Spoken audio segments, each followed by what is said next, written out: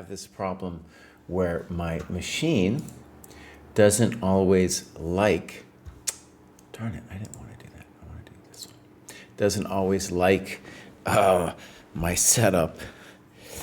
So what I want to do is if someone's listening out there, if they could tell us if things sound okay. Okay, go ahead and say something. Test 1, 2, 3. Oh yeah, that sounds pretty good. But what I don't understand is why I need headphones. There's this whole thing where I need headphones, but if you're coming through the desktop audio, it should honestly be fine. Oh, I've never understood it, dude. All right, Dosey Dose says it sounds fine, but it probably is not fine. Then someone's gonna yell at me. Oh man. Okay, well, let's start. If it doesn't sound good, my friends, you got to let me know. I don't even know why I have these things in. If it doesn't sound, if I don't need them, no comprende, no comprende. I don't get it. I don't get it. So basically, if he starts sounding like he's in a cave, then you guys got to let me know. That's what you got to let me know if he starts sounding like he's in a cave, because then I don't even know why I have these. He'll really yell at me. Okay, so thank you for being on. This is a little bit of an experiment. We have Aaron Wilson from Charlotte, and he has 4 games that we're going to look at him with. I figured, we would leave him off the camera. We'd leave him off the camera so that we can really see more of his annotations. And maybe the first thing we'll do, though, is I'll go over here and we'll take a quick look at your setup. Now, have you seen our amazing new heat map? I have, but I am not very active on it because I don't read enough. Okay.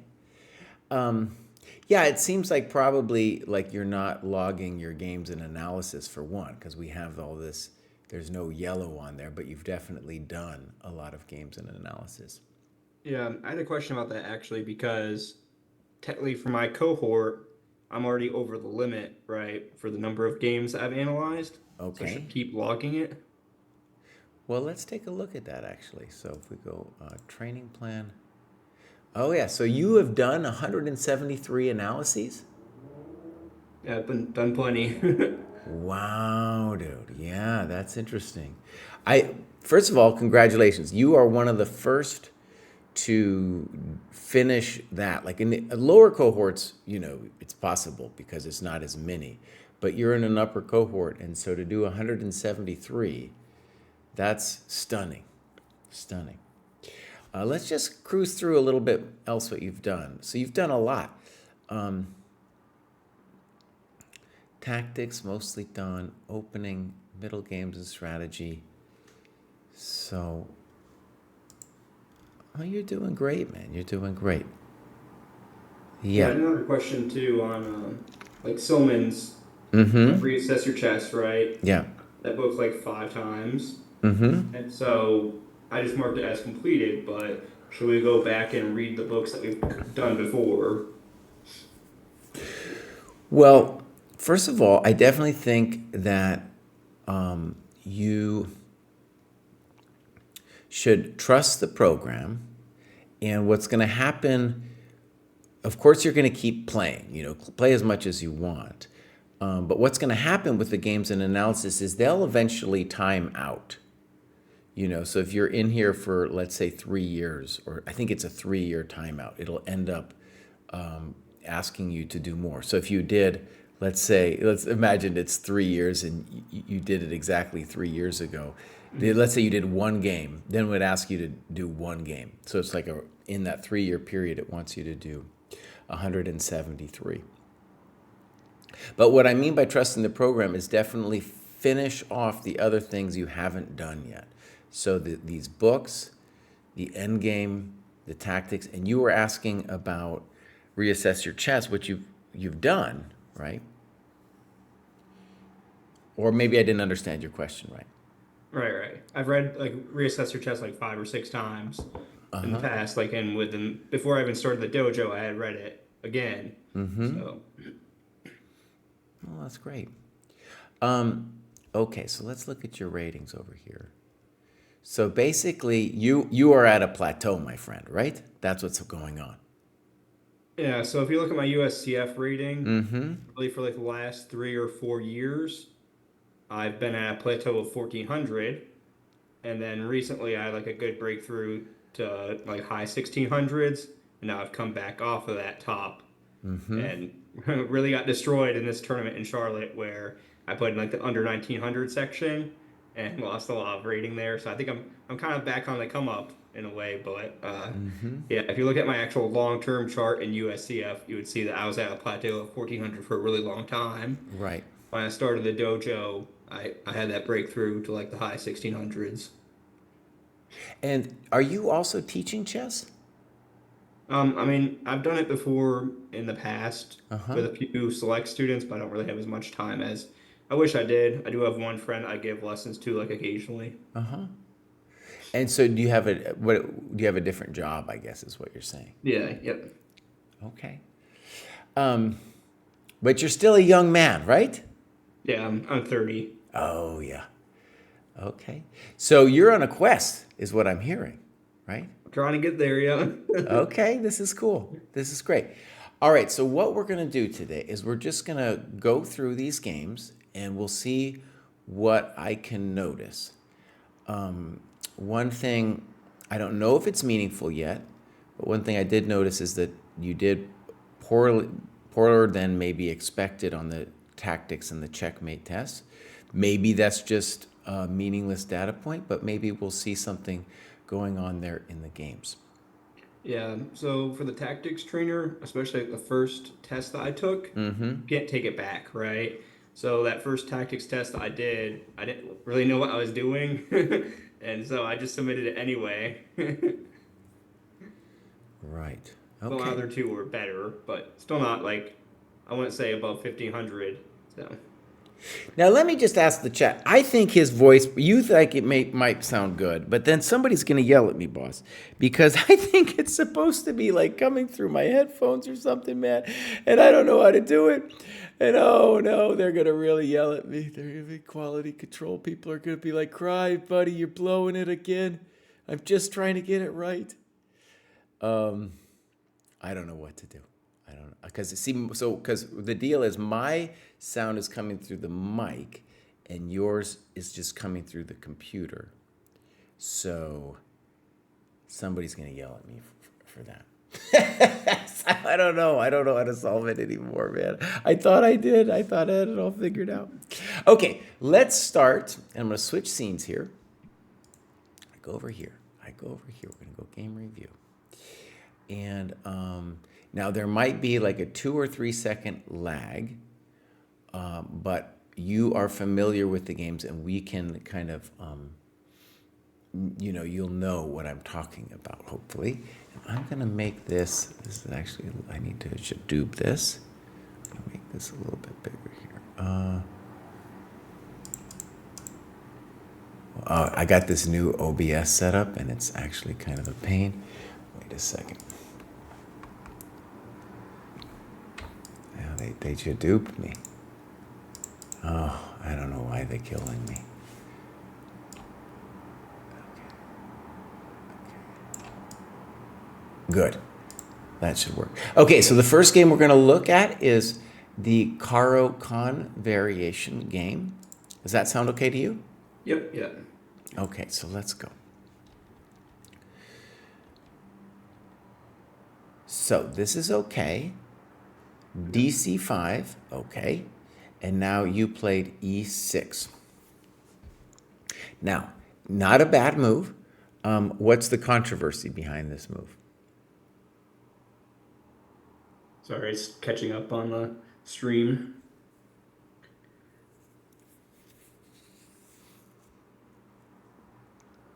So the controversy for e6, obviously I'm attacking his c pawn, and it's really up to him like how he wants to defend it, or if he does want to defend it. Okay, wait. The controversy is that you've blocked your bishop, Oh yeah, and now you're going to play a French, basically. Right? You're playing a French. So That's fine. I know this position. It's a fine move, but it's just important for you to realize a lot of Caro players are disheartened, are disheartened when they have to play a French, right? Okay, so he plays bishop e3, which I think is very risky. And in my system against the French, I actually said he should just, excuse me, my system for white, I advocated for knight f3, bishop d3, which you get, the white gets like a French position. So bishop e3, he's trying to hang on. And was this knight d7 move, was that something you knew or you were just guessing? I'm guessing you were just guessing. No, that's something I know. That's something you know. Okay. Yeah. So bishop b5, good move. And then f4 does seem very wrong. Now, you say he exposes a lot of his dark squares, but I want to go further than that. What's the real problem with f4? His dark squared bishop is bad now because all his pawns are on the same square. No, Aaron. More important than that. It's very important for you to recognize because at this level, this is the kind of mistake that they're going to do all the time.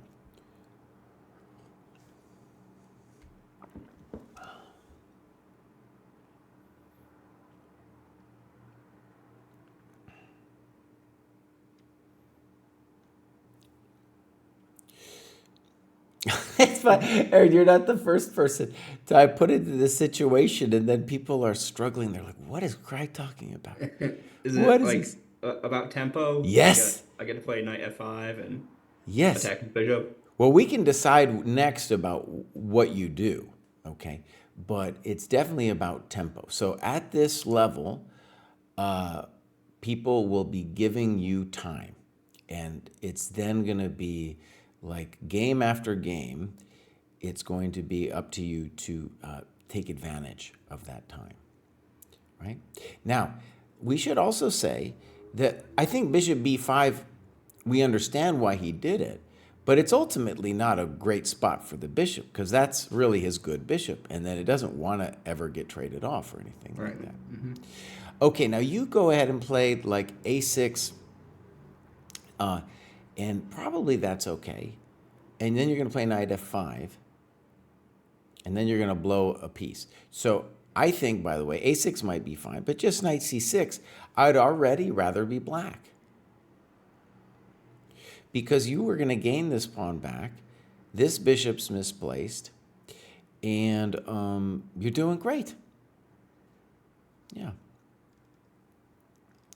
Okay, so the bummer though is this is a very by the way, by the way, props for showing this game because it hurts when we blunder, of course. Yeah. Luckily, he did miss it though, but that's not an excuse. And then you actually thought for a very long time on bishop takes c5. Oh, wait a second. So he missed it as well. Amazing. Yeah. Amazing.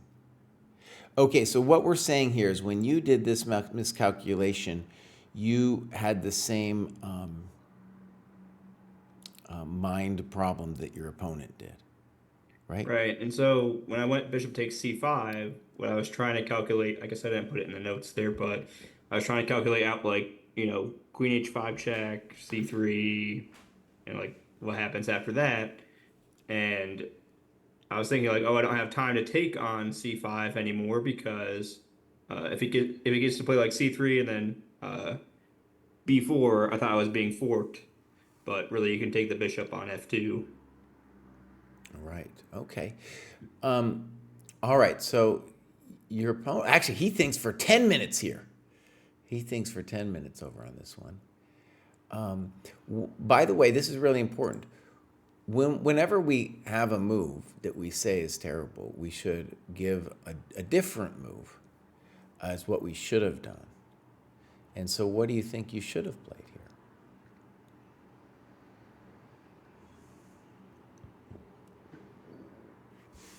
Probably queen a5 check. Good. And then that would force c3. Right. And I can take on c5 with the bishop because Very when he good. goes b4, then I just take the bishop. All right, well said. Now, why and how would you assess this position? So like here, I thought it was much better for black because like uh his dark squared bishop is gone. He made like a lot of weaknesses on the dark squares with that f4 move, and my queen is like very active. And what am I going to add to that list of things? More tempo. Yeah, very simple, right? So these people, what they're not going to give you pieces that much. Though here we're going to see he missed the chance and you did too. But they generally, their tactics now aren't going to be that, they're not going to just be hanging pieces outright, but they will be hanging tempi. Hmm. And so that's what this guy did. You caught a break. Good move. Boom. Knight f3. And now, I mean, you're just doing great. And I think we have to say that knight f3, I mean, he's in big trouble already. But knight f3 certainly isn't it, right? I mean, probably going to try queen d2 or something. Because if he lets you win the f4 pawn, what are we doing? Hmm. Okay, so good move. Good move. And now you played knight e3, which looks correct. Okay. So, good. I think this is okay.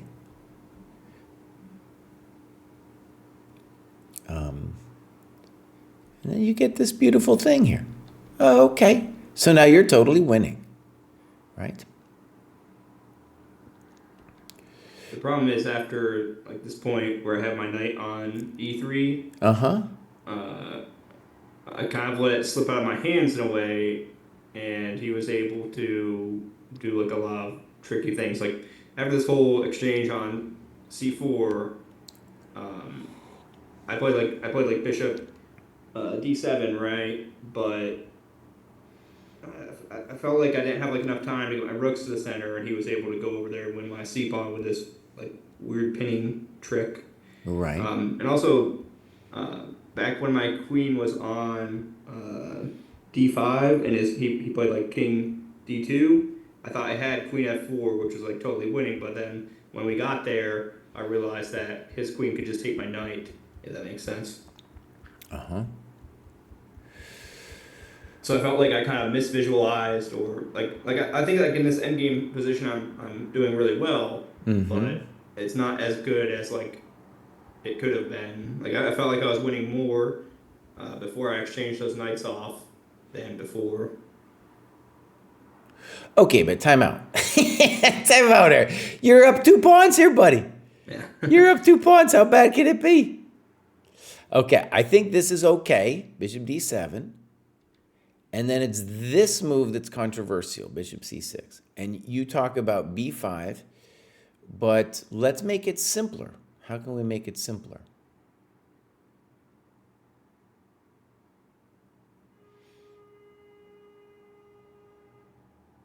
b5 makes me just a little nervous because, well, for one, he's not actually threatening the pawn if we do the correct move. Mhm. Just what would be a nice building move for us here? Probably just like rook d8 or something. Well, then he might take it, though. Mm-hmm.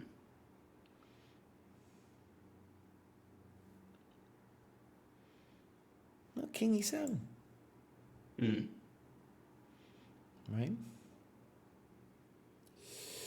Okay, so, because he's not threatening the pawn. And then, like here, we'll just put this rook over. Rook hd8, rook hd8. Right, if he takes on c4. Yeah, we don't need to. That thing's immune. That thing's immune. By the way, Aaron, if you want to, I could do a share screen with you, and that might make it a little simpler for you Yeah, to I see think what that might I'm doing. get. I think that'll speed it up a bit. Okay, let me I do that. see, because okay, so when the king's on e7, there is no pin with the bishop a4 move that happened. Exactly, right? All right, let's share this. All right, so you see my screen now? Yeah, that's perfect. All right, great. Okay, so we blundered a pawn, and we actually blundered some time too, right? Because now, yeah, we just lost all those tempi there. Yeah. All right, so now you played rook d8, and I'm not a huge fan of rook d8. Now, before we look at what's going to go down here, what would you say the story of this situation is here? In this particular position or earlier in the In game? this position right here. Yeah, like White's rook is way more active. Like if we can put it on b4 or something, then I might be in trouble. And basically, he could just try to like put pressure onto that pawn for all of time while he gets his other rook into the game. So I feel like here, like my advantage is starting to slip away again. Okay. But whether you have an advantage or not, you are up a pawn, by the way. Whether we want to say you have the advantage or not, what is the story?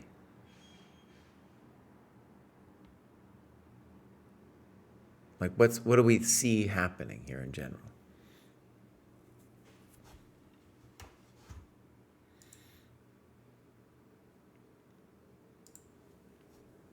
I think like whoever gets control of the d file would be doing better.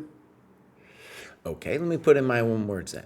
So what we have here, right, is really in the same way in the middle game. I'm sure you've had many positions where there's an attack on opposite wings, right? Like somebody's attacking the king on the queen side, the other person's attacking the king on the king side. Mm-hmm. You should think of this position as a little similar to that, because you are going to have to try to create an initiative with your extra 2 pawns on the king side, and white is going to have to create something on the queen side. Very important to see it like a story, right? Like he must be able to do some drama over there, or you will eventually, get it rolling on the king side. And it's important to conceive of it as initiative. So time will be very important here too. And the thing to realize is your extra pawn, that's a big deal. That's a big deal. And already we can have a dream of 2 connected pass pawns with our E and our F pawns. Right. Mm-hmm. Right? Okay. I think there's a lot of good moves here. You played rook d8. Good. Rook c4. King e7. Good. Check. Poor move. You get to trade. Great. Boom, boom. He gives a worthless check, and now we have an interesting decision to go queen side or king side. Right. Why did you intuitively go to the king side? For me, I guess, well, I knew that my king wants to be on the queen side in this position because he has his extra pawn over there. It did happen later, but I guess what I was worried about here was like if I go king c7, right? Maybe he has time for some rook d4 and checking my king around. Uh, in that case, because my king's not protected by the pawns, right? So like my goal in this position is to trade my rooks on d8, trade the rooks off on d8 because I should just be winning in the pawn end game. But I thought maybe he had enough time to do something like that, so that's why I chose to go over to e7 like temporarily. Okay. I think, first of all, it's an interesting choice. I would say that if we felt we were defending, then our king should go to c7. But if we feel that our king can be a shepherd to your dream, which is to get your pawns rolling, then we should be going to e7, right? Now, I do believe here that you're pretty, whether you're either, you're very close to winning. For me anyways, I would say clear advantage winning. For maybe a stronger player than me, I think you'd just say winning. Okay, so king e7, good move. And then they blunder here. This is an incredible blunder. Rook takes, king takes. And I assume you understood that at the time. Yeah, because like if my king could go over to the queen side, you can't push those pawns ever, and then I have like two extra pawns basically on the king side. And it was still complicated, and this game actually ended up in a draw because I offered it because I had misvisualized like all the way to the end, which we'll get to.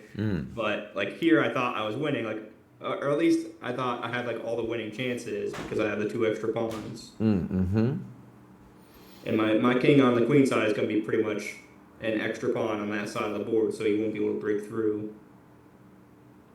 Okay. Yeah, I just assumed actually you won and that we were going to go to the next game. I figured that's what was going on. Okay, so what we're going to do actually is I'm going to shift scenes to look at the time graph real quick here. So maybe you have to look on the stream for this time graph thing. I can see it. Yeah. So what we want to say is, this is move 30 here, that at least the last couple moves, you started thinking a little bit. By the way, let me ask you, how did you get the clock times onto here? Did you put them in manually? Yeah, so I write it down during the game. Sometimes I'll miss like a couple moves here or there, Uh-huh. or if I'm under time pressure, that I don't write it down, obviously. But all I do while I'm playing is like I keep it like super simple, so it's like 60. I just start at 60 and then write it down as we go, and I put them in manually. Okay, good. Let's see, we'll just mark this, and then we're going to switch back the scene. Okay. So this should definitely be winning. Yep. By the way, I think it's great that you're putting in the times. I think this move has to be okay. Now, by the way, this is still a story of who is going to develop the initiative. So if the guy has any chance, it's that he's able to somehow use the extra pawn on the queen side to tie us down. Okay, so here we go. C4. And now you played king C6. And now to me, that's a crime right there, B5. Why is that a crime? It gives him a pass pawn, basically. A connected pass pawn. And now maybe it truly is a draw. Because you're going to need your king later to shepherd these bad boys up. Right. But now after C5, it's not clear to me that you're winning, because you can never play like your king can't go to C4 because the bad boy will run. Yep. Okay. So here, this is a major mistake. And in your annotations, the first time you didn't sense it as a big mistake? Yeah, I don't really, I guess I didn't think of it that way for some reason. Okay. Well, let's look here. What move would be correct? I mean, I think I was like thinking about just like F6. Yeah, let's play F6. Simple chess. And look, you're the one. You're the one, my friend, with a connected passer. Right. So that's why, you get some chump GM like me. I don't feel I really have to calculate this too much, because you're going to put that passer on E5, and it's going to bind the white king to defending the push down the board. Right? Yeah. Okay. So here, and now after this, you're going to start thinking. So it's like you realized after B5 that something had gone wrong, but it might have not have been entirely clear when. So this is great practice. And there's a simple rule, really, that if you're up a pawn in a king and pawn endgame, unless something's really weird, it's going to be a win. Now, what would be an example of really weird? Well, it would be if your opponent got a connected pass pawn themselves, right? Okay, let's see if the guy gave you a chance. It's possible he gave you a chance, so let's roll through this. Good. Okay. A5. A3, A4. That didn't change much. H3. Okay. Now you played G5, and that's freaking me out. That's freaking me out. I don't know, why are we playing G5? Right. I Yeah, I felt like this is where I started to get like really uncomfortable again after I played G5 because like now I have to. I mean, okay, I had to calculate like King F5 up. Or yeah, King F5. Maybe it doesn't work, maybe it does, but it's harder to calculate. And I was thinking like I guess the reason I played the move is I wanted to stop his H pawn from advancing and just like lock it up and try to bring my king in to help. But it just makes it a lot of weaknesses, obviously.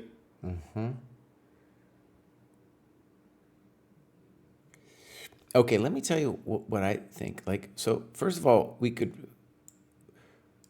mess with him a little bit, and the question would be, is the guy gonna play c6? If he plays c6, then I think we celebrate because then we push, we get that pawn, and we're up a pawn. Yep. Should be winning. Is it still a little hectic? Maybe a little bit, but that would be our winning attempt. Hmm. But the thing is, really, the guy just needs to play back, see, and just kick it. I can't really, I can't ever mess with him. Right, because once my king goes somewhere weird, then he's gonna push his c pawn. Yeah, he can just sit now. That's right. Now, there are some study-like positions where we can imagine the pawns really deep, and then me playing king e4, king f3, and allowing c6, c7. But there's no reason white has to allow winning. That doesn't have to happen. But there are positions like that where maybe we could make it work. Okay, so we saw some stuff here that I want you to see or think about. Number one, your opponent gave you time. And I want you to see that at this level, it's going to be the primary way in which you win games. They're going to give you time, and then you're going to take advantage of it. And honestly, your play was great. Then you need to become a little bit more confident in the end game, just in general. And you also missed the big one, of course, both players missed winning a piece on c5. Yep. And then you missed this bishop a4 trick. But even after the bishop a4 trick, you should, we have great chances to win that position. And one of the things that I've seen looking at players' games, especially at this level, is players often move too fast in the end game. Because there's like some calculation to be done. Like, for example, if I was going to start calculating this position, well, it's a little hectic. It's a little hectic. Yeah. All right. Let me flow through this again because it's apparently some other things happened here. Yep. I'm like, okay, if I can play f5, like I'm winning because I'm gonna have two passed pawns. Are you winning? What if he just kicks it? I just play f4, I guess, and I wait.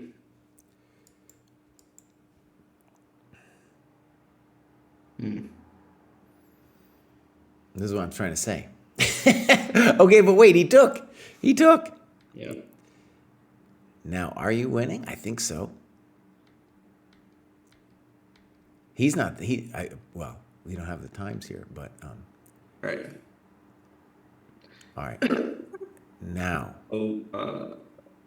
Here, yeah, let's see.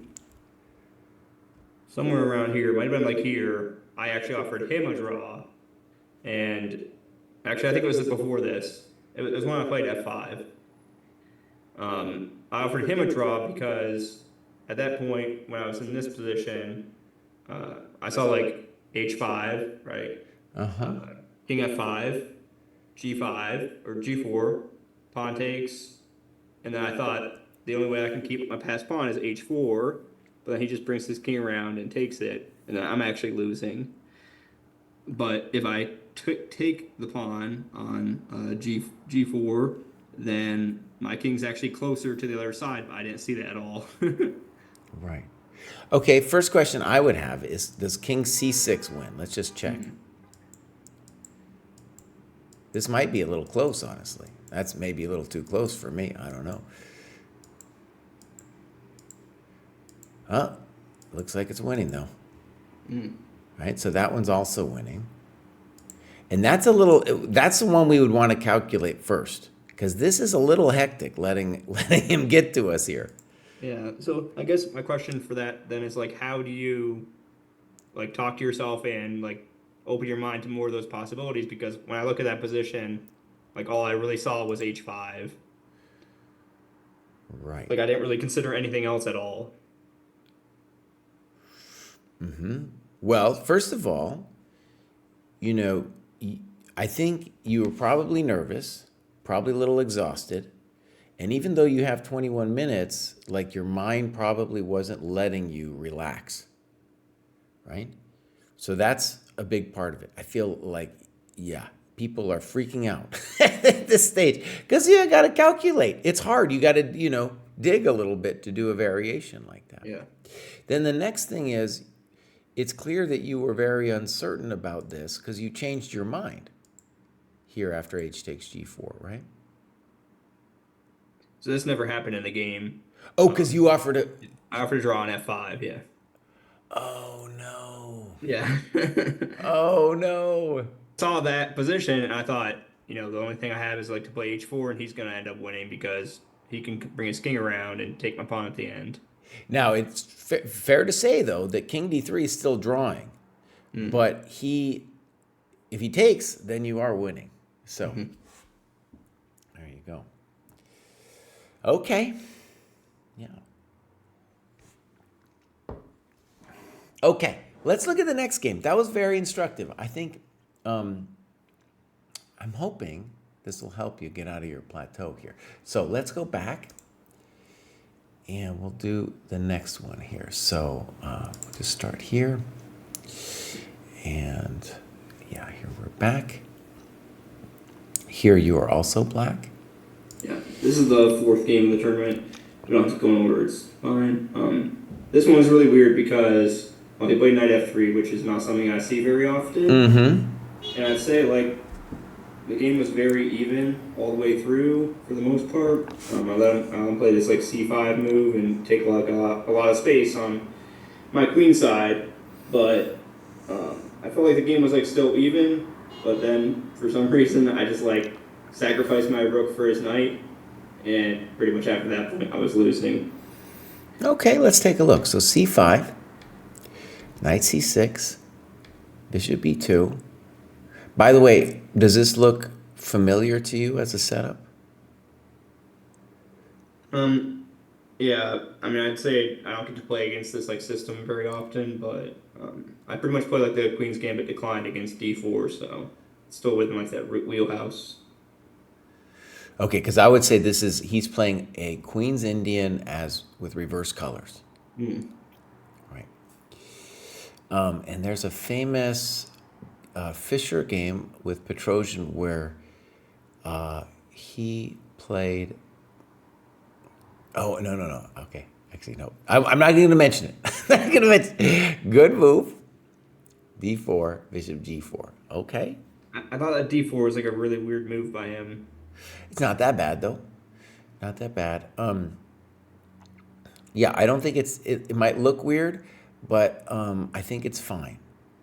Okay? So, good. I think it's fine still. Fine. Okay? You're doing great. A3. This is all part of a setup that he's doing. So one of the things, actually, it's interesting. I talked about the mistakes they make. And what this guy's doing is following a setup that he probably learned in some opening course. And he is not really even thinking about the moves you're doing. He's just following his setup, right? So you are now up in time, right? You're up in time a little bit. Let's try to quantify it. How much time are you up here?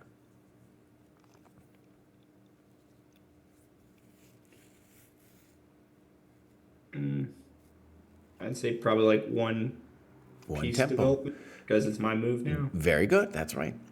And if we were going to try to put an idea on what white's doing, what would we say? Like, what is white, if anything, what is white's intentions here?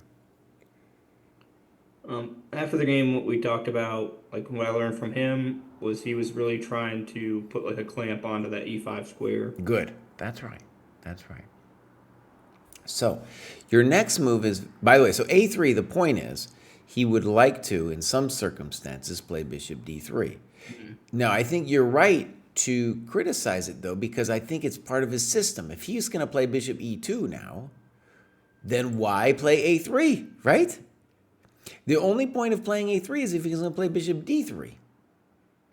And for me, is there like any benefit to bishop f5 instead of bishop back to h5? Well, we could talk about bishop f5, but I think you're doing great, Okay. right? If I was going to criticize any move up here, it would be that cd seems unnecessary to me. Mm. Because what you do when you play cd is you open up the e file and then you make it very clear to white that he's going to plunk a knight on e5. Okay? But it's not, you're still doing fine. And then this move, it's important to see that this looks very natural, bishop d6. But it's going to become a problem when the guy plays knight e5 because then you can't take with your knight. Right, yep. Right? Yeah, and that happened. So bishop e7 is therefore a little bit more stable. Gotcha. Right? Okay, but you're still doing okay. And it's important to see that when he does this, he actually wins a tempo. Well, he loses the tempo, gains a tempo, right? Because knight e5 is moving a developed piece twice. But what happens is now his queen's developed. Mm-hmm. Right? I love your move, rook c8. Can't be bad. c4, and now I would call this our first kind of critical position for you coming out of the opening. And you played knight e7 after a big think. Tell me about why knight e7 and what you see happening here. So, like, really, I didn't know what to play. Mm-hmm. At this point, I was thinking, like, how do I make my knight better? And so I was thinking about trying to put it on f4, or sorry, f5. Um, but that maneuver, like, as I kind of saw in the game, that maneuver takes like a bunch of moves, at least two moves, and his knight is like always going to sit there. So, I guess one thing that ended up happening like a few moves later that I missed was that at like some point in this position, like b6 is going to be really critical, but I don't know when to play it, and I also don't know like should I play the other knight to d7 to try to trade off his knight? Like I just feel like I got overloaded with like a lot of the options. Okay. Let's start tempo. How many tempi are you up now? Let's call his queen on e2 developed. And one because my rook's on c8. 2 because it's your move. Hmm. Okay, so this knight might be annoying, but you got you got 2 tempi to throw at this guy. Mm-hmm. Okay, so let's see if we can come up with something. Knight e7, you know me already. What am I going to say is the most controversial thing about knight e7? Losing time. Losing time, good. So let's come up with something else. What else could we do?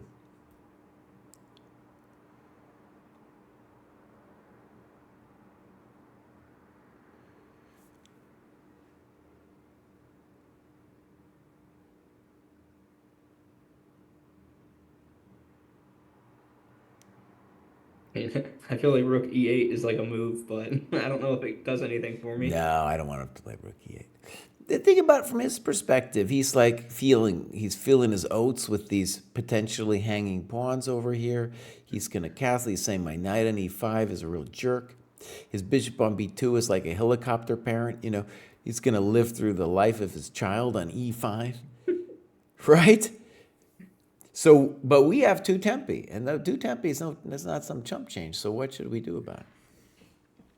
I don't know. I was thinking about taking like on c4 here, but I feel like that helps him gain more time too. So Well, that's let's why try it. So that first of all, an intuition with c4 should first of all be, well, since I'm up in time, I would like to trade. Excuse me, I would like to open the position. Mm-hmm. right? That makes sense. Now, which way do you think he should recapture? With the knight. Well, I would say there's only one reasonable way for him to recapture, and that's with the pawn. With the knight, now you got this amazing square. And you're still up all this time. And you got more than one good move here, but personally, I like knight a5. You're doing great. I'm hitting this. If he takes, it comes with a check. I'm developing everything. Isolated queen pawn. Yeah. So I think b takes is my only question. And then I think you have this nice move, queen b6, hitting the bishop and the pawn. I don't see anything better than knight df3. And here you got a couple moves, but the very basic one is just to say check to the miserable king.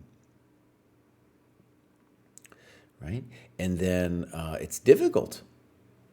It's a difficult position for white to play all of a sudden. And let's talk about it. We have the hanging pawns. We're up in time. And the general problem that he's going to have is defending those. Like, so what are the hanging pawns? There's dynamic weakness because they control a bunch of squares. They can lead to an attack. But if he's down in time and his pieces are discombobulated, rook d8's, for example, coming soon, then we can start talking about creating weaknesses over there. Right? And queen a5 already is already a little bit unpleasant for a peasant. Okay, good. So ChessPadawan, listen to me. When you're playing at this level, they're going to give you time. And you just got to realize, oh, Kraai says they're going to give me time. Even if they have some fancy opening like this guy, and you don't know what the name of the opening is, they're still going to give you time. And you have to take advantage of it. Instead, you gave him a tempo. Then you gave him another tempo, knight f5. And here he gets frisky with c5. He doesn't have to play this way, but let's try to imagine it here. This c5 business.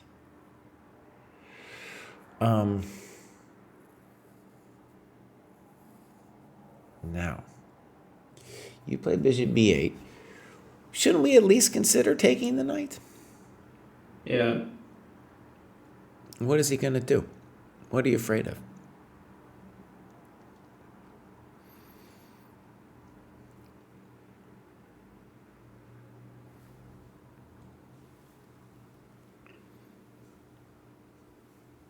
So, for example, one thing I'm seeing is if pawn takes, knight d7, b4, you can crack him immediately with b6. Mm-hmm. And then you're fine. And then if queen takes, I got to say his position's, that's, maybe not lost or nothing, but what is he doing? What's this bishop doing over here? Nobody knows. This knight wants to be on e5, so nobody knows what he's doing. Yeah. So one of the things I want you to see with bishop b8 is it's another loss of time. Right.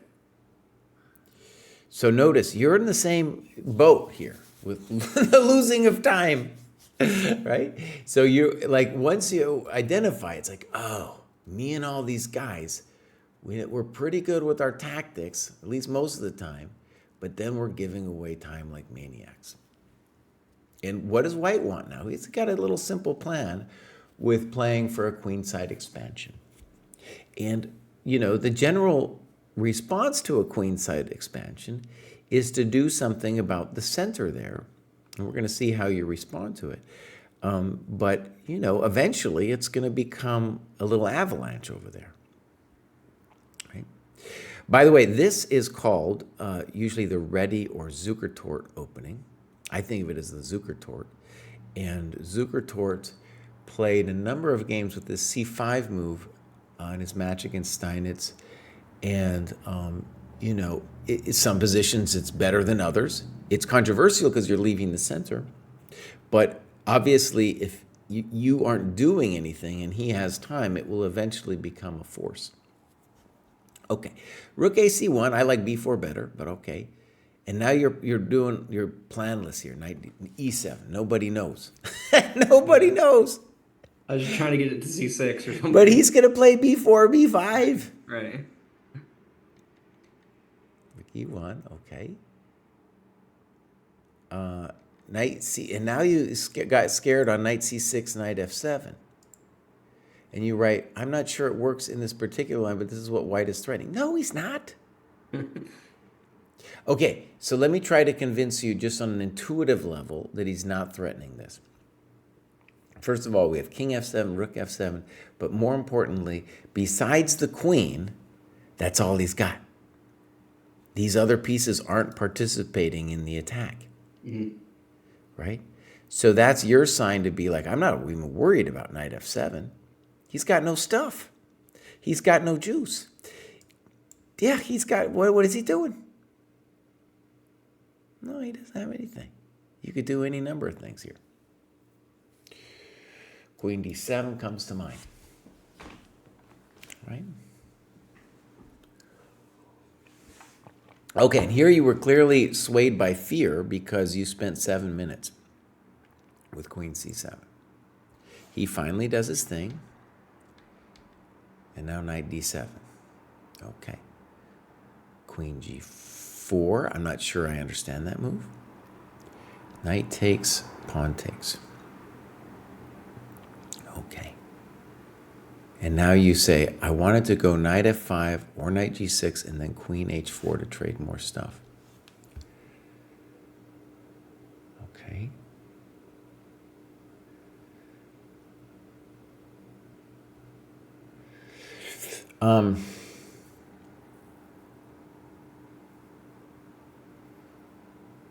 Now, because I'm insane, I'm kind of interested in looking at F5.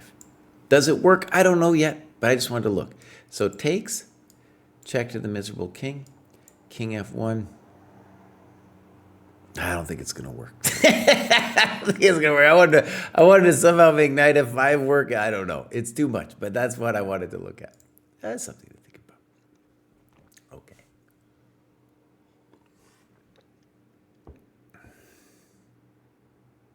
Okay, let's look at how it went. Queen D8. I'm not sure. I don't understand rook BC1, by the way. Good move. And now finally B6. Now here's the problem. If you can't break him over there on the queen side, then you are actually helping him. Because think about it, that's his side of the board, right? Right. And so you're at a loss now of what to do because you have no space. And life is difficult. And so you play B6, and that's just making it worse. Vampire Chicken, thank you for rating. We're looking at Aaron Wilson's games, also known as ChessPadawan. We got some great annotations here. Okay. So, by the way, this is a sad position. There's no doubt about it. You're in the scrunch, right? You got a real scrunch going on here. And so let's go back to this one, DE5. You see why I want to play something like F6 or F5, because I want us to get out of this trap. Right, yeah. I want to play F6, but yeah, E6 is always hanging. There has to be like some way to break out. I mean, like even earlier when his knight was there, like I really want to play F6, try to get rid of it. Well, how about this? Let's say we play knight G6. I don't know how I feel about this yet. I would be most worried about H4. That's the one I would be worried about. However, now I'll consider my F5 move. Again, I don't know if it works. I just know that if he takes, I achieve liberation. It's probably still not working. Takes. This bishop, we have to liberate his bishop as part of the problem. F6's been stuck back there the whole time. Yeah. That's a...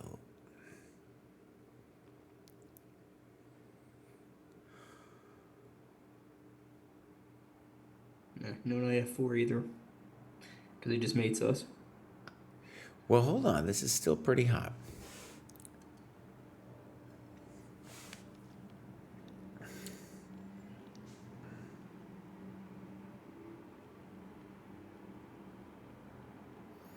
No.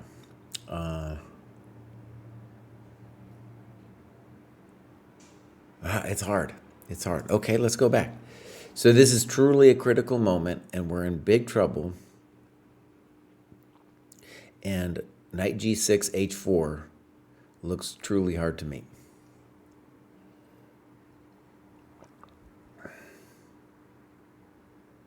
One sad thing to do, but maybe it's, it's something we got to think about, is this sad regrouping with king h8, knight g8, rook e8, and then only then f6 or f5. Oh, man. Yes, it's rough. Okay, so let's see if he gave you a chance here. Usually they do. g3 is a very nice move. b6, knight b3, good move. And here you lost your mind with rook takes c5. And I love this. This is, excuse me, this is a very nice annotation. I should just sit and wait. Absolutely. He hasn't mated you yet.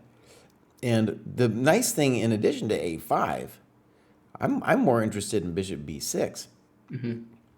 You know, if we can trade some pieces off, we're doing okay. And one of the things I just want you to see about this position that's hard for white to play is this is a space advantage position. It's hard to play a space advantage. He's not, because he's not mating you yet, right? He's got a ways to go before he mates you. But here we lost our mind. Clearly you're frustrated, right? Yeah. I was like, I have to get like activity somehow, but that's not the way. Yeah, and here you let him in. Oh no.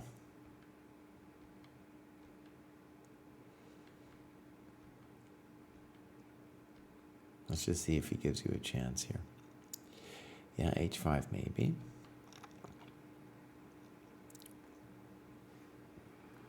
I mean, you got to try maybe this move, huh? Boom, boom. He doesn't even play f4. Maybe it works. Maybe no. He doesn't want no f4 because rook b2. Boom. Simple chess. Queen f6. Rook c2, and black lost on time. Yeah, I was down to 18 seconds when I played queen f6. Actually, let's show the time here. That's interesting. So here's our time graph. So maybe, would you say you have a time problem? Or is this just one game? One data point? The other game that I ended up winning, I also had like a minute left, so I think I have a time problem there. I think like in particular in this tournament, I took like a lot of time, maybe in moments where I shouldn't have. Like earlier when I played like that Queen C7 move, like should I really take like 7 minutes when it's an hour and 50? Mm-hmm. Yeah, I'm just looking back at these times. Like one thing I've noticed, by the way, applies to myself as well as most players, is when someone tanks, they're generally just kind of losing their minds. Like here, for example, Queen d8. You're losing your mind. You don't know what to do, right? It doesn't look good. It doesn't look good. Yeah. What So are I we played doing? like 97 and spent 8 minutes on that, and then spent 7 minutes on Queen D8. Yeah, and all these moves that you're playing, like knight d7, and you could have done that. You go knight e7, another 8 minutes. So right, all of these moves, bishop b8, where we thought you should have taken, Yeah. all of these moves where you don't have a feel for the position, you're tanking and it's losing time, right? So one couple nice things about this game, I feel, is that I'm hoping that you got a sense of a feel for the position, right? And that this is a setup you could probably get, again, you might even get it with reversed colors, though I realize you're an e4 player, but still you might someday get it with reversed colors. And so one problem is you thought this was a mistake, and in fact, it's just a pretty standard plan, right? Yeah. And then this structure is, to my mind, related to the Carlsbad structure, if that makes sense, right? So imagine the pawn on c3 would be the Carlsbad structure. There too, you're playing for a knight e5. right? This one's a little bit more dynamic, though it costs him more time. More dynamic because maybe he'll play for c4. So something that the guy does that I think is interesting is he is playing a lot of these moves that he's seen before, even if they don't necessarily make sense, right? So like c4, he's really pushing his luck. He's pushing his luck because he's losing time. So could he play castles? We know what he was worried about, by the way. He was worried about here, here, here. But it's not clear that this is, maybe this will crush you, but at the moment it's not clear that it actually does. Maybe it does. Maybe it does because you got knight e4. So look, you were ahead on time. You didn't know anything about the opening, but here you're doing fine. And it's only here that with this move you give away so much of that time advantage. Mm-hmm. Right? So again, they give you time advantage, and then it's like going to be your desire to open the position. So the first thing I remember I said about DC is I would have to look at it too to think about what's going on. But rule number one is when they're down in time, I want to open the position. So that's going to be the first move I'm looking at. Right? And another thing that I think is interesting is you intuitively felt white should play this move, knight d4. But that's a huge concession because he's giving you that d5 square. Right. Huge I was concession. thinking about that too. Like when he played c4, does he even really want to take on d5 like ever? Because then my knight goes there and he can't really get rid of it. Right. Right. Okay. So, good game. Very good game. Let's go do another one here. So, this beautiful site, it's just tracking what we've done already. So, all right. First thing we're going to do is we're going to show your time graph in this game. And we want to say you were white in this game. And oh boy, look at that time graph. You really sunk it there. Yeah. So maybe we're seeing a trend of losing on time. There's also another trend too of me exchanging rooks for pieces. Well, sometimes that's a good thing, but we'll see how it goes in this game. Okay, so my understanding too is you're kind of playing aggressive repertoire for white here, right? Yeah. I actually used to be a d4 player, but since I joined the dojo, I decided I wanted to do the aggressive repertoire. Okay, good. And so actually this is fun because you had the black side of this thing, and now you're playing what I think is correct. Try to put in words what white is doing here.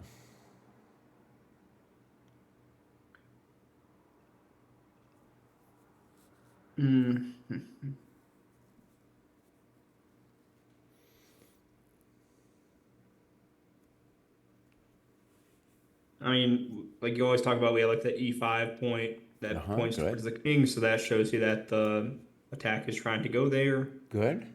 There's some lines here where like when they play knight e7 and they castle, that you get the Greek gift sacrifice, and then like what's weird about this position is it's pretty much a French now, like what you're talking about. Yeah.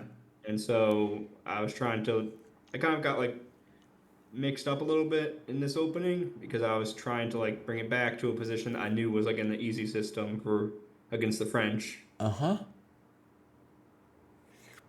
Okay. All right, a couple things I want to add. So often in the French or against the French, it's hard to get this beautiful constellation, right? With bishop's perfect, the knight's perfect. Usually black can try to stop that. The next thing is this bishop might look cool, but it's important to see that bishop in a lot of ways, first of all, that's his best minor piece. Very important to see that that's black's best minor. And it probably wants to be controlling these squares. Okay, so it's a little controversial on c5. Okay, so here we go. Castles, knight c6 castles, good. Knight ge7. And why am I not going to like this move c3? Waste of time. There you go, buddy. My knight. There you go. Waste of time, right. And you talk about h4, which is very ambitious, but it looks like knight g6 and you kind of have a problem, right? Yeah, I think this is where I got like mixed up because I think it might be actually in that the actual French where you play that h4 to stop them from going knight g6. Right. Uh-huh. And so like later in this game, I tried to correct what I thought was a mistake, but I don't. I just think that like in this line, black's like one tempo up to where you can't actually play it and stop him from going to g6. Okay. Right. With it's Let's talk some more about the position. What's your worst piece? my knight on b1. Very good, right? So one of the cool things about playing these systems again and again is often it will look like this, and you just have one piece that needs to get fixed, right? And definitely the knight wants to get fixed. So knight d2 is therefore our most natural move. Now, one thing I'm going to guess, you can tell me if I'm wrong, but I'm going to guess that, by the way, I still think you're okay here. There's nothing wrong with your position. But one thing I'm going to guess is that with c3, you were a little terrified of knight b4. Is that correct? No, it was more about me playing b4. Because like in that one line in the French where the knight's on e7 already, then the bishop's trapped. Now it doesn't happen here because it can go back. Right. But I was just like when he played knight e7, I felt really uncomfortable. Like I had kind of messed up the opening because I didn't have like h4 in to stop him from going to g6. Okay, good. So let's talk about this. Your opponents will be doing the same problem that you're doing, and that is you have this repertoire and you're trying to remember moves and you're trying to like force it, Right. right? But here it doesn't make any sense. So you got to concentrate on like what the ideas of the opening are, which is way more important than this remembering specific moves. And c3, you should be like, uh-oh, this better be right or Krai's going to yell at me. And you can tell, we can see here that you were uncomfortable because you thought for 5 minutes on this move. And in fact, I mean, maybe that's already the beginning of the sadness here going on. Okay, so here we go. c3, knight g6, rook e1. And now a problem we're going to have is on knight d2, now we have to at least kind of sort of worry about knight f4.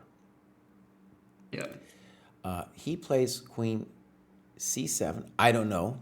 I think we can debate that because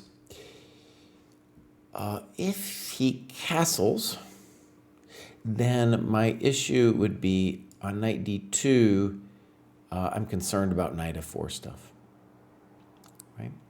Okay, so anyways, queen c7, queen e2, good. a6, what's the controversy about a6? He's losing time. He's losing time. And now I think you played a very nice move, h4, well done. Well done. He left that h4 square, and now you're just going to go for it. Yeah, well done. I talked all that smack about learning openings, and now we're proving it the other way. I was just trying to get like back to the French structure with that, like, yeah, because if I make his knight move, then Yeah, if he absolutely. goes knight f5 later, maybe I'll take it like some of those other lines. Yeah, so now I feel like your position is just amazing. And your next move is certainly reasonable, bishop e3. Very reasonable move. You could do other things. Bishop f4 makes sense. Knight d2 makes sense, right? One thing maybe mildly sad about this is, let's just say knight d2 for a second, right? And I don't know what the guy's going to do, but let's say he castles. Knight b3, bishop a7. And now it's kind of interesting. We have several moves here. First of all, it's a tactical question if we can play bishop e3, because then maybe he can take. Maybe. I want to stress the maybe on that. But also, look, we fixed our knight, right? So a really simple move here is just whack. Look at that beauty. Oh, we're on him. We're on this guy. Yeah, we're on this guy. He's in trouble.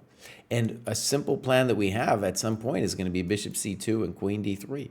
Mm. Okay, but I like your move. Good move. Controversial. Okay, tell me 2 reasons why this move is very controversial. Well, not sure if he ever wants to castle on the king side now. And then again, I guess he's losing time because he's not making a developing move and he still hasn't castled. Okay, so I want to put it this way. So yes to the time, and then also I really want to stress that when we are in a position like this, we're going to say the king side is your side of the board, right? He would like to say the queen side is his side of the board. It's a bummer that he lost his bishop. We got to say that. But he would like to be playing, if anything, on the queen side. So moving a pawn here is very controversial because, see, when the whole thing about the weaker side, see, is when he moves pawns on his weaker side, he doesn't have the force count over there to hold the weak squares. So, for example, on g6, he's created this amazing problem. Right. Right? Okay. Yeah, Can we so go back to knight g to e, or let's see, where did I move my knight up? Yeah, knight g to e7 or knight b to d2 for me. yeah, so this is our position, and here's where you did it. Yeah. So if you look at how much time I spent on that move. I see you were thinking about knight a3. Right. Yeah. Now, I think you should consider knight a3 if the pawn weren't on a6. Mm. Yeah. But okay, let's actually, I think we can, I'm going to get to this. I'm going to get to this. I'm going to just get to it by a question, though, okay? So he plays g6, and we've talked about why that's wrong. And now you spend 15 minutes on b4. Yeah. What is wrong with b4?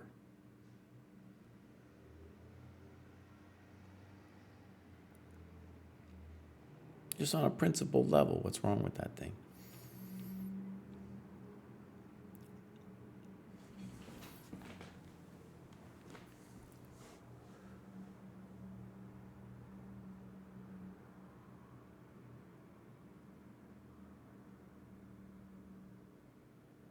Mm. I mean, I can always give the default answer of losing time. But Good, good. And there's another one. I want you to see that this mistake mirrors the same reasons that g6 is a mistake. Right? Because you're playing on the wrong side of the board. Yeah, wrong side of the board, right. And I'm not even clear what it does. Yeah. Okay, a couple things. I know that there are some positions where we play b4 in the easy system against the French. And so I'm sure your mind is like somewhere in your unconscious, you're like, oh, that's what I'm doing. Right? But it's very abstract here for playing b4. Here it doesn't even do anything. What about c4 too? Like that's something I ended up thinking about after. c4 is kind of interesting, but I don't know why. Right? Why are we, this guy's terrible, for example. Why would we ever want to even take it? What are we doing? We're going to bring the knight up? Yeah. I don't know. Right? So what's going on? Your default moves should be either hg or knight b3. That's simple. Why? Because our knight on d2 is our worst piece, so we're going to fix him. And we can put him a number of different places. Maybe c5, maybe d4. But d4 is just, like if we were just playing blitz chess, it wouldn't be a dumb thing to just go ahead and plop that bad boy right there. Right. But the most simple one is, oh, let's give him a little choice. I don't even know which way he's going to take back. You're doing fantastic. No, we'll see which way he takes back. I don't know. But both of his options have problems to them. Right? They both have problems. Yeah, and also I think I was thinking about queen f4 too, because he weakened the f6 square, but there's like no clear way like of what that does for me. But I think like this is another example of where I got like overwhelmed with the options. Okay. Good. So look, he's making the same kind of mistake you are, right, with this b4 thing. Notice with this knight a3, you're obsessed with b4, b5. Yeah. Obsessed. Obsessed. But even imagine if I get b4, b5, it's not even if I just move my knight somewhere. It's Right. not that big of a deal. I think part of it comes from like I like was very obsessed with trying to get my knight to d6, but like he doesn't have to let me. Right. Right. Now, let's just talk basics here, right? I think this position is really bad for black, but it's not going to just like win before g6. It's already really bad because his king is really problematic here. Now, if he's going to castle long, then I'm a little bit more amenable to the b4, a4 stuffs in the world, right? Then it's going to make a little bit more sense. But here it doesn't make sense yet. So again, you're up in time. Open the position with HG. See what he does. I don't even know. It's very unpleasant, both those options for him, both FG and knight takes. And then in general, think about fixing your bad piece on D2. Okay, let's see how it goes. B4, knight F5.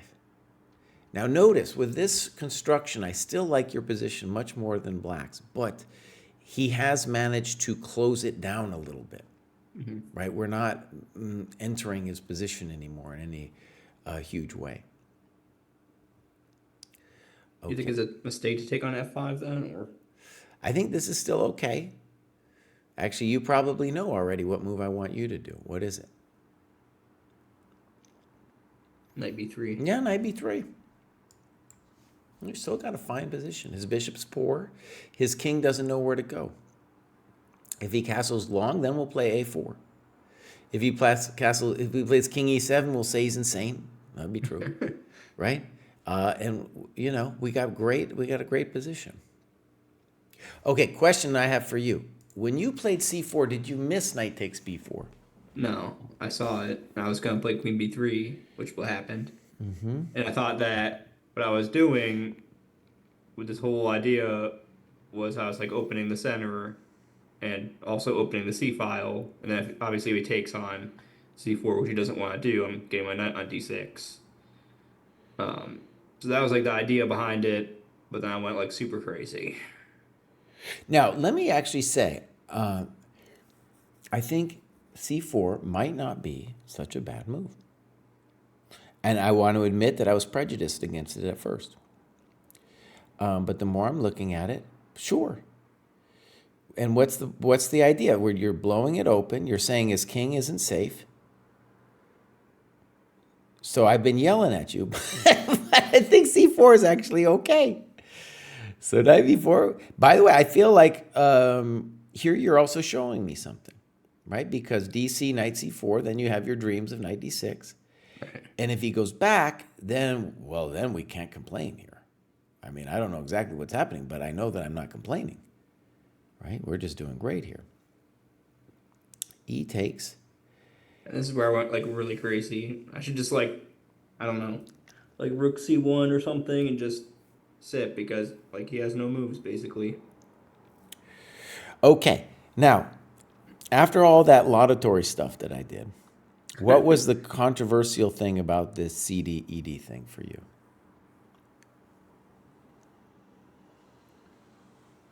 Like right here in this position? Yeah, what benefit did we give black?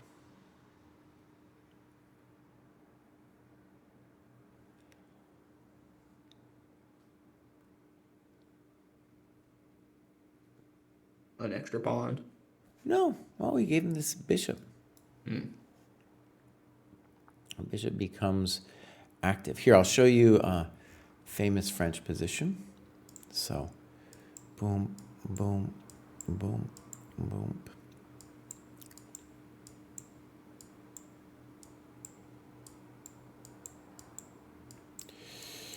This is a mildly similar position. And the point is that bishop will come to e6 and be very solid, So, I like in principle what you did, but we just have to first of all say, oh my God, he's going to get that square, right? He's going to get that square on e6. Clearly, when you play a move like e6, you think you're killing him, Yeah. right? You're like, this guy's done. This guy's over. And then like 5 seconds later, he castled. So Yeah. Okay. So, you talk about queen e3. I think that's fine. I think you could conceivably take the pawn too. But I like queen e3. Notice, though, that when you play queen e3, the intention really has to be then to bring your knight in. And you're saying, since he can't castle in any pleasant way, that you just have a very nice position because your king is better. Okay, let's look at what happened. You're not lost or anything here. Maybe it went bad, but you're not lost. c5, okay. Queen f4, good move. This prevents queen e3. And now rook ac1. What's the intention of rook ac1? I felt like I was just like losing the grasp on everything at this point. Yeah, and you know what? Your time graph too. We're looking at the time graph on the side, and it's falling into darkness. It's falling into darkness. I used 2 of those 6 minutes on rook to c1, so. Yeah. But I want to stress here, there's no reason to think that you are lost or in really super big trouble. Black also has long-term issues, and we want to keep the queens on, right? And a really annoying first thing you could do, I don't know what the best move is here, but like that's at least kind of annoying because you're just asking him, well, if you want to give me the pawn, I'll take it. And if you want to go passive, I'll take that too. Right? Okay, so yeah, I don't know what this does. He goes rook d8. I'm not sure what that one does. It looks like you're trying to get fancy with some kind of rook lift. And he's just doing simple things. Rook fd8. Now, that's a frisky move. I don't know, that's a frisky move. He's really going for it. He's saying he's got you. Maybe he does. Wow. Okay, and now the problem for us is on queen a1, he's got queen f2, but you still could have played rook f3 here, right? Yeah. Now, it's bad news for us, there's no doubt, because he can play g5 or g4, but we still bring our queen around, and his king still has work to do. All right? That one, though, clearly, the full collapse in time pressure, which came about with you overthinking the position. Yep. And let's go back and really, so like the last game, notice the moves where you got in big trouble were moves where you didn't have a feel for the position. This is actually very instructive for me too, Aaron, because I'm seeing I see this in my own games too, right? But let's go through it. So here you were uncomfortable because you wanted to do fancy stuff with knight a3. And you took an amazing amount of time, 9 minutes here, right? And here you took 5 minutes because you're a little confused as well there. Okay, let's keep looking at the times here. So, wait a second here. So you got h4, h5 off, amazing. But look what you did here, Aaron. You spent 15 minutes on h5. Right. That was your whole idea, buddy. That was your whole idea. All right, so that happened kind of fast. Okay, so here was 9 minutes. That should be 1 minute at the most. Oh, just easy. Develop a piece. Don't think. And then look at this one, Aaron. Oh my God, b4. Yeah. It's such a weird move, too. Okay, now here, let me tell you the good news. If you commit to this opening repertoire, right? So you're going to play a bunch of games that kind of look like this. You're going to get a feel for it. And now we know it's like either HG or knight b3. Yep. Right? And I think in that course I talked a lot about how the knight on b1 is the worst piece. But here we really want to stress it again and again because it's what happens in these early middle game positions is you got to get that guy moving, right? Okay, this is great. Let's do another one. Boom. This is our final game here. You're again black. The first thing we're going to do is we're going to look at the clock. Well, don't worry. I was down to nothing. Here's our time graph, my friends. Oh, no. By move 20, we're already cooked.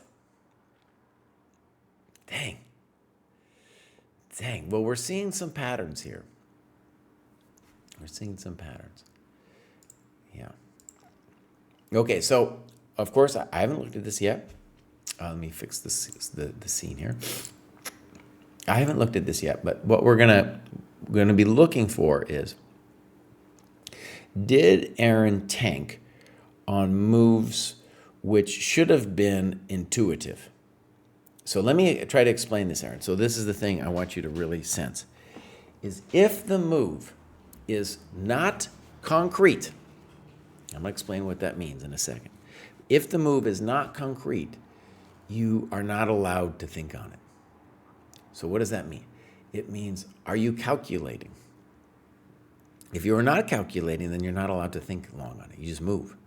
Because the time that you're going to need is when the position actually requires calculation. But we look back on that previous game, like moves like b4, it's fundamentally not a move about calculation, nor is c4. You're just doing something. Now, maybe it's right or maybe it's wrong, but it's an idea that's coming to the top of your brain. It's an intuitive move, and boom, you either do it or you don't, right? And some of these moves, you're actually getting confused by moi. I confused you because I showed different ideas in different positions, and you got those in the back of your head instead of thinking about just like, where do the pieces belong? Yeah. Right? And so positionally, what we want you to get from analyzing your games is a deeper sense of just where the pieces belong so you can move them quicker. But then more importantly, everyone's going to have positions where they don't know where the pieces go, right? To be a super GM, a lot of times you're just going to have some position you don't know. But it's then that you must force yourself to move and never, Aaron, this is important. I break this rule sometimes, okay? But this is the rule that my coach, KGB, really drilled in me. The only time I'm allowed to think more than 10 minutes is if I think I could potentially be winning, that is concretely, right? Like there's maybe some concrete win that maybe I can find, right? That's the only time I'm allowed. Like something you can calculate all the way down to the end, where Right. you're just winning at the end. Exactly. Or if I'm toast and I'm really looking to save my soul, because then it doesn't matter anyway. Right? If I'm looking for some crazy defense, that's also, I can think more than 10 minutes. That will also be the concrete situation, right? You're in some terrible mess and you're trying to find a way out. Those are the only times you're allowed to think more than 10 minutes. If you apply these rules, I'm hopeful. All right, here we go. E4. I always thought this was super weird. So, Queen I know B6. here you say play e6, but That's I've been looking fine. at his other course. All right, it's fine. Here we go. You have your own ideas. So, boom. And the thing I want to stress about this move E5, or excuse me, the whole plan of DEFE, is that we have given the knight this square. It's not the end of the world. I just want you to see it. Okay. Knight F3, pin. Knight A4. And I don't know why we wouldn't play Queen A5 check. This is your first tank. So 7 minutes. But why don't you tell me why? Well, so the argument would be for Queen A5 would be to say that the bishop on D2 is a little misplaced, right? Your argument, maybe you felt that it was, maybe could do something to you on D2, right?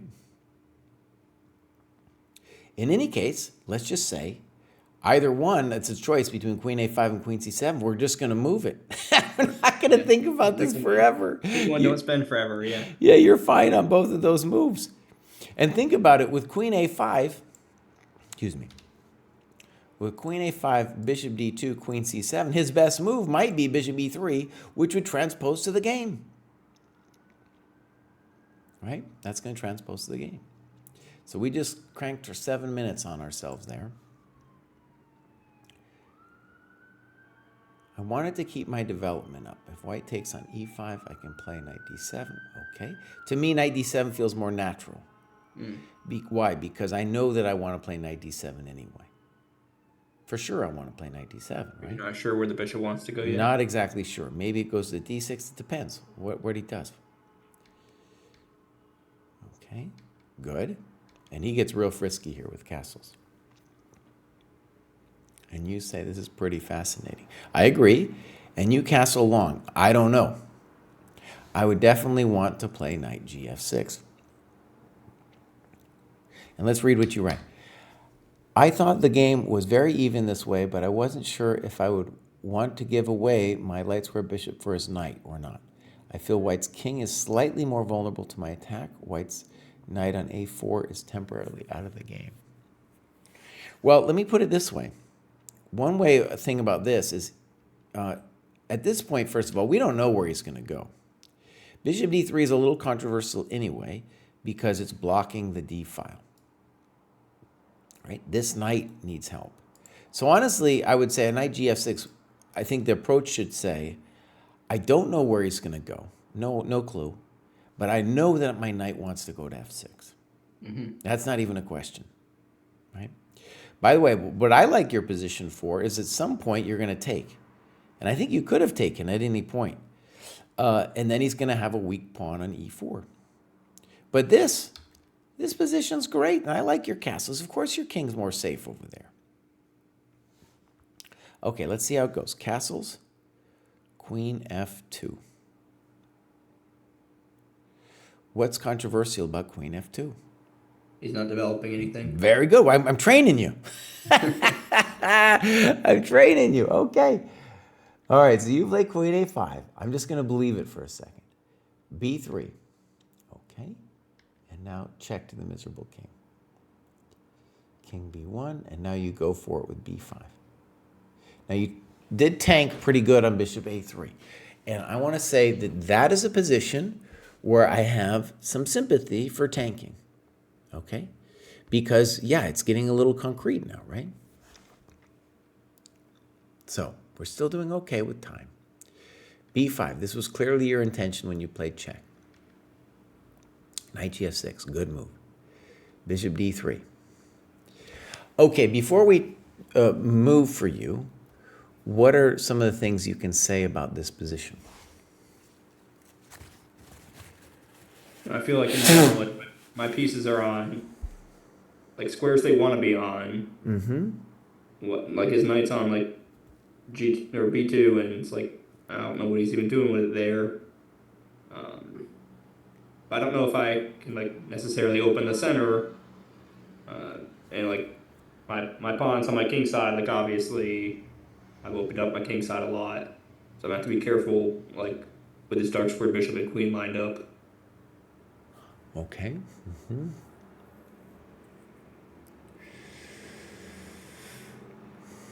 All right. Very tricky position.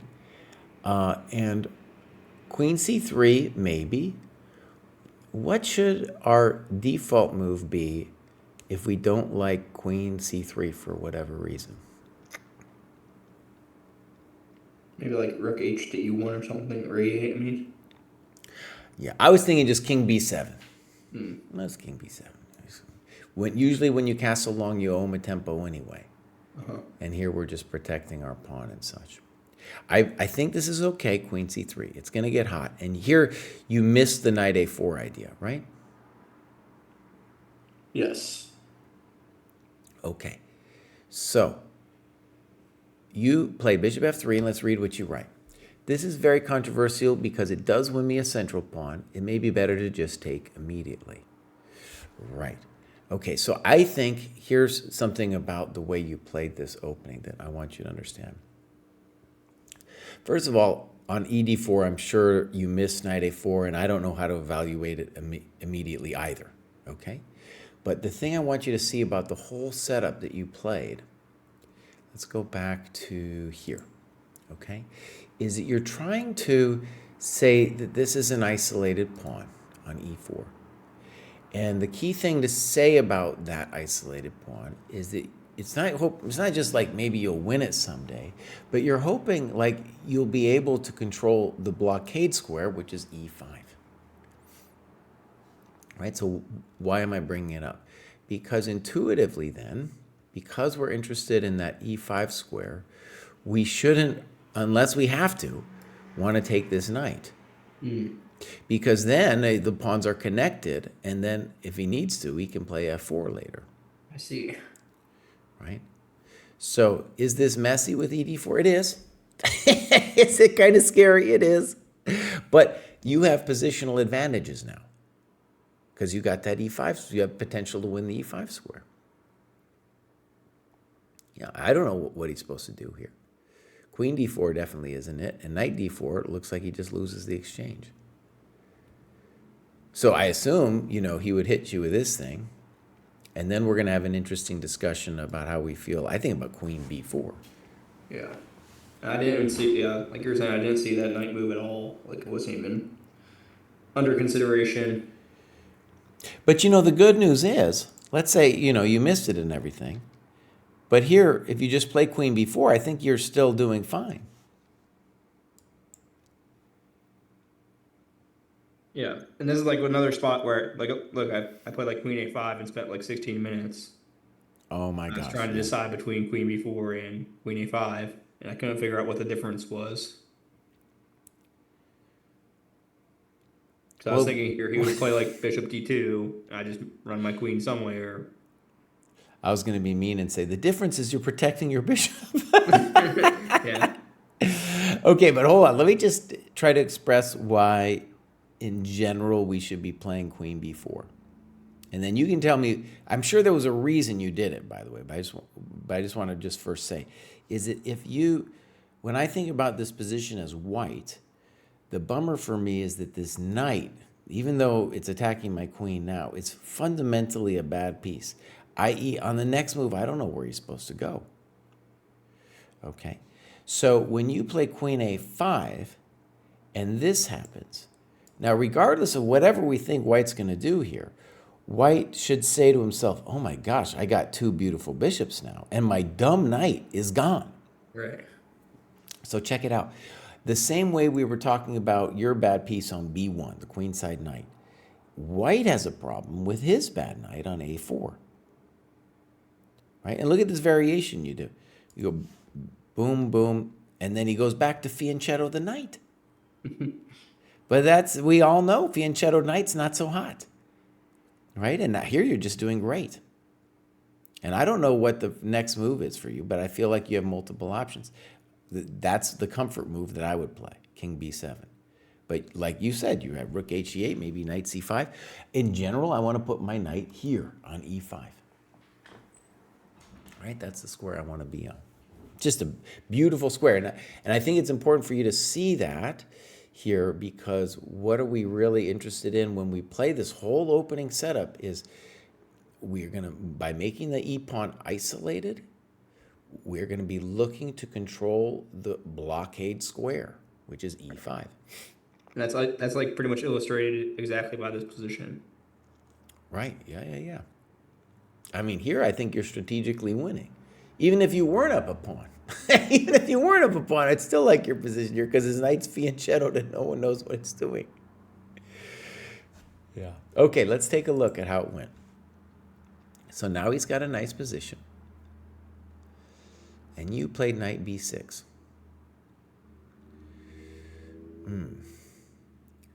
What move do I want you to consider?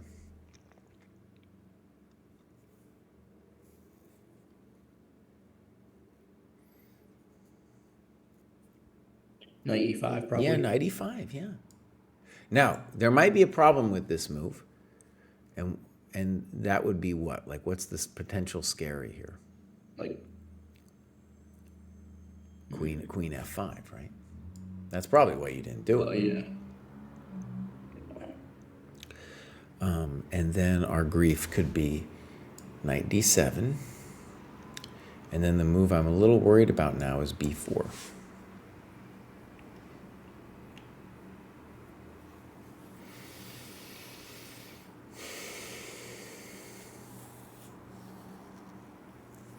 Yeah, if I could go queen b6, then the knight's hanging, so. Yeah. I'm still not sure it's over.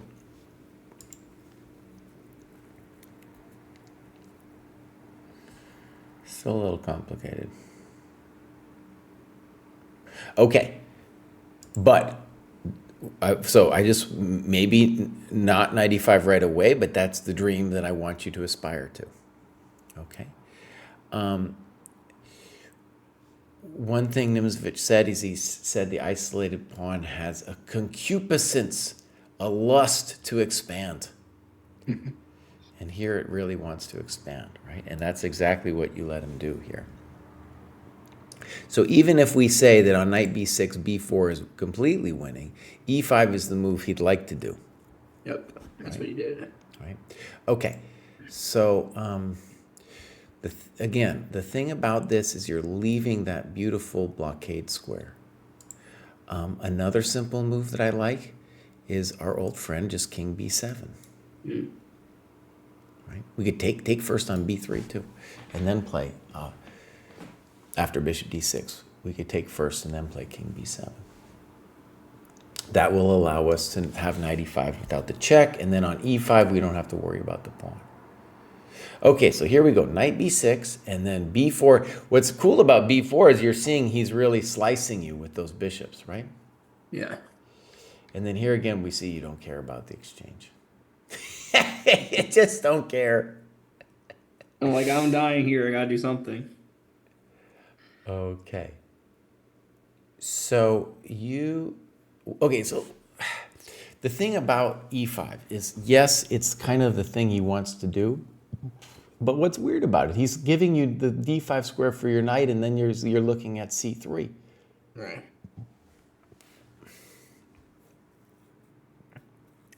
So let's look at this for a second. I thought there was just a lot to calculate here, including bishop f5 and queen f7.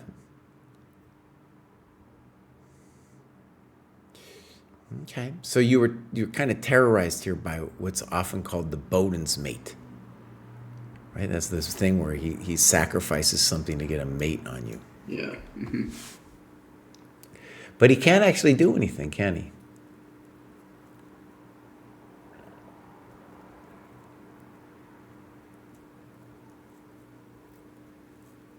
Let's say queen f7 is the most scary, because now bishop f5 is a threat.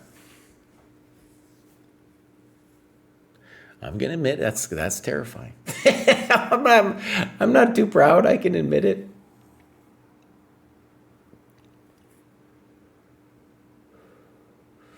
One thing about this that's interesting is that if we had thrown in AB at any point prior to this, which I don't know why we didn't, but if we had thrown in AB at any point, and then this is a whole nother beast at this point, the knight c3 move. Right, it's a lot more problems. Okay, so wait, we do want to consider it though. Queen f7, and now we cannot play AB because of bishop f5. At least that's the intuition.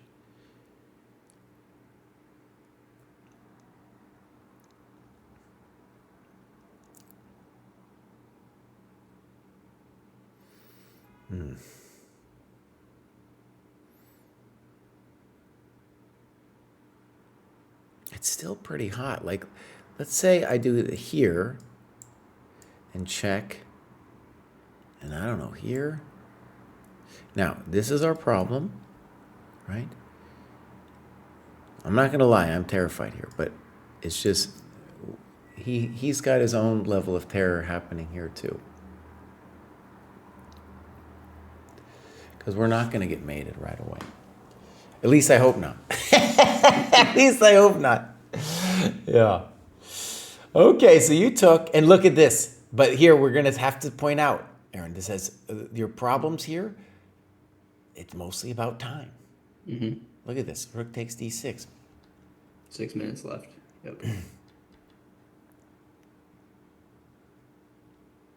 Check. King f7. Or excuse me, b7.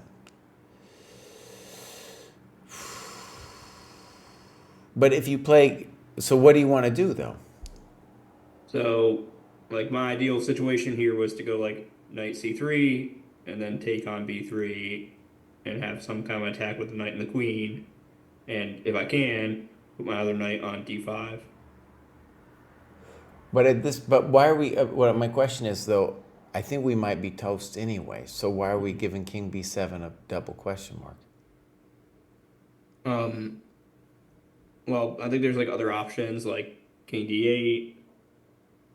Okay, but we gotta say, King d8 does not inspire confidence. It really doesn't, right? Yeah. Yeah. Because it's not necessarily mate there on c3. You're talking about rook e8. He's not threatening any, you're not threatening anything big time yet. Right? Okay, let's see if he gives you a chance here. Boom. That's more the engine line stuff, so. Okay, fair enough. Rook b8, and here he's going to give you some chances. Okay.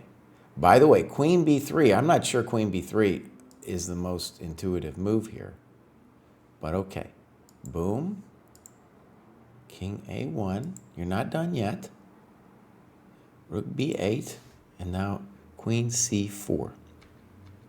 Look at all these moves you looked at. Every queen move's losing. Because of queen g6.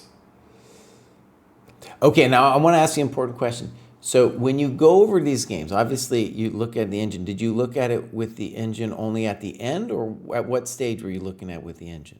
Only at like certain points. Like after I sack the rook on d6, I wanted to see if there's like any way that I can survive. After at this point, when I played rook b8, I looked at the engine just to see what it would say, and it says like rook h4 is winning for white. But then like the next day, I was just thinking about the game. I'm like, wait, any queen move like loses in that position. So I just put it in for the fun of it. Good, good. No, that's good. Well, this is what the guy deserved. Also, I have a feeling you stopped taking his time, but we gotta say, let's go back to the time graph here real quick, that we can talk forever about your time troubles, but you're also going to be playing people like this chump who they're not using their time. Right. Yeah. You know, that's a very common thing, especially in the games I go over that are played online, is people just aren't using the time. So your kind of problem is fixable, right? And let's talk about this going forward, right? You need to, I would say, just a couple key things that you need to appreciate, and then you're gonna make progress, in my opinion. Okay, so here we go. You need to realize that these people are gonna give you time in the opening, and that you have been one of these people. You've been giving them time as well. And it's important to see that like you can win a lot of games by taking advantage of the time they give you. Okay, the next thing is intuitive decisions versus calculation decisions. You're thinking forever on intuitive decisions, right? And a calculation decision is, I think rook takes d6 is actually an example of a calculation decision. Like this is very complicated, and thinking forever here, I kind of get it, but we just don't have that much time left. If this were like a different part of the game, I haven't used 19 minutes of it yet. if this were a different part of the game, I would have a little bit more sympathy for it, right? Yeah. It's more like I looked at like knight d5, didn't like what I saw after like queen takes f7, and just gave up thinking about it. And then I'm like, all right, is there anything else? I'm like, that I can really see. So I'm like, all right, I'll just stack the rook then. Like, And then the third thing I want you to see is by going over your games, you are going to gain a sense of where the pieces belong. Okay? So, for example, here you would see, first of all, that bishop is very strong. Yep. Whether we miss bishop d6 or not, we have to say, oh no, that bishop is pretty strong. That's why queen b4. The next thing we have to say is then, oh, it's about, the whole time, it's been about us controlling that weak e5 square. Yeah. For moves and moves and moves here. And once we can start making those intuitive moves just a little bit quicker, then we're going to have time for the calculation decisions, right? And we're not going to lose these games on time. So 3 things, right? Appreciate that time is going to be the gift that we can't give and they will give, right? The difference between intuitive and calculation decisions, and then you playing strategic positions faster just because you feel better about it. Mm-hmm. Now, you said you went over the Silman book several times, and I think that's great. But let me switch scenes and let's take a quick look at your profile again. Because in addition to going over your games, I think there's a couple things in here that we want to talk about. So I think it would be good. See, we only have 2 books here for you. It's kind of a bummer. But I think finishing Art of Attack is good. And, you know, it's interesting. One thing I also want you to ponder. I did this to myself. One thing maybe to ponder here is if you don't cross back over 1500 soon, you should take the humiliating decision to demote yourself. Terrible, I know. But I did it. I'm close. I'm close to coming back. I'm close to coming back. And actually, if we could just take a quick look. So if I go this full dojo here, and I go, so wait, what are we saying here? So right, we would look in the 14 to 1500 just for a second. Let's click on Jambi as an example. And then we'll look at his training program. Look at that guy's training map, amazing. And then if I go middle games and strategy, for example, this book, if you demoted yourself, maybe you've already read this book, but that is a great book for strategic ideas. Because I think definitely you are missing some basic tactics, right? But also this, and that can be like if you do some more of our tests, I think that's a good thing. But also like just getting a strategic feel for both the positions you play and just chess in general is going to help you make those decisions faster. And which book is that? I can't see it on the screen share. Oh, you're not seeing the screen share? Anyways, that's Simple Chess. As you can see it on the Twitch thing there too. So I actually was in the dojo when Simple Chess was part of this cohort. Okay. Yeah, I read that earlier this year. It was Dang, really good. You've been on it, man. You've been on it. Yeah.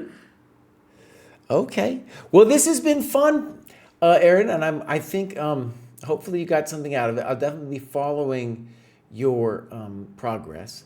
I think you're going to make it. It's clearly a hard road. You know, you're at a plateau, and when we designed the program, that was like really the whole inspiration. Is like some people will go much faster, but definitely there's going to be people who are stuck, and the promise, the idea was, hey, if you do it all in a reasonable amount of time, you will get there. So a couple things also, this sparring is amazing. If you could find a sparring partner, both the middle games and the end games, that's definitely something you should be doing. And then let's look at your end game real quick. I've been trying to get a bunch of people to join the dojo at the chess center. I think I finally convinced some people. That would be great, man. Also, you could do your own club. You know, we have these clubs. Yeah. And I think one of the things about the end game that I want you to feel, this goes back to our first game, is if you felt confident in the end game. Would just require you to get a little bit better at it, right? Then you wouldn't be like that. Well, let's be mean. That was abysmal, Eric. That was abysmal. Both the rook end game and the pawn end game. So that's definitely something that can be improved. And how does it happen? It happens like with this. You do some algorithms, you spar these positions, do rook end game progression, match number 1. Yeah. Okay, Aaron, that was very enjoyable. So I'll follow you and follow your progress, and we'll check in at some point. Awesome. Thank you very much. All right, thank you. Stop this and this. Boom. Ah, my friends. So, enjoyable stream. Hopefully I'll do that more. Basically, you can submit games to the dojo, and we usually cover them online. There's one more in there. I don't have time to do it today. I'll maybe get to it at the grad show on Wednesday. So just a cool resource to do. And then we decided to do a little stream. I really enjoyed that. Fun times. He's in a great place with Charlotte. He's able to play these young kids all the time, probably why his rating is suffer, but he will hopefully make it. All right, you guys, I'm going to raid somebody, and tomorrow we're back with